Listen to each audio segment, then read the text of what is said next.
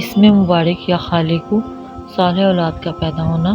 ایسا مرد یا عورت جن کے ہاں اولاد پیدا نہ ہوتی ہو تو انہیں چاہیے کہ 11 جمعرات کا نفلی روزہ رکھیں اور جمعرات اور جمعے کی درمیانی شب کو رات کے وقت اس وظیفہ کو 4386 مرتبہ پڑھیں۔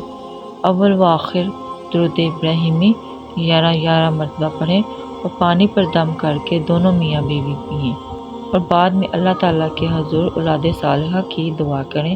انشاءاللہ دعا قبول ہوگی اور انہیں اولاد نرینہ حاصل ہوگی۔ مرض اٹھرا کا علاج۔ اس اسم کا ورد مرض اٹھرا کے لیے بہت اکثیر ہے۔